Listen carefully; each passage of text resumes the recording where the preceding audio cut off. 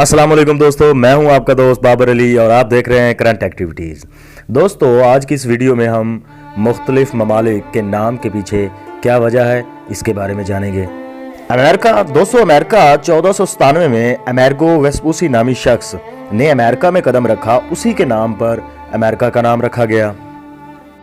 Mexico. दोस्तों, Mexico America ही की एक रियासत है और उसका नाम मुल्क के बाशिंदों के जंग के देवता मैक्सिटी उसके नाम पर रखा गया था। फ्रांस। दोस्तों, फ्रांस का नाम उस मुल्क में बसने वाले कदीम कबीले फ्रांक के नाम पर रखा गया था। ऑस्ट्रेलिया।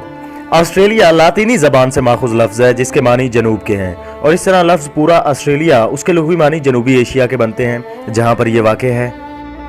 West Indies. दोस्तों, वेस्ट इंडीज वैसे तो किसी मुल्क का नाम नहीं है बल्कि ये मुख्तलिफ ममालिक हैं। सिर्फ क्रिकेट की एक टीम है अलावा जी, ये जज़ायर का ऐसा मजमू है जिसे वेस्ट इंडीज इसलिए कहा जाता है कि कोलंबस ने जब इन जज़ायर को दरियाफ्त किया तो उसे लगा कि वो इंडिया के उन जज़ायर पर आ गया जिसकी उसे तलाश थी, इसलिए उसे वेस्ट इंडीज कहा जाता है। कोलंबिया।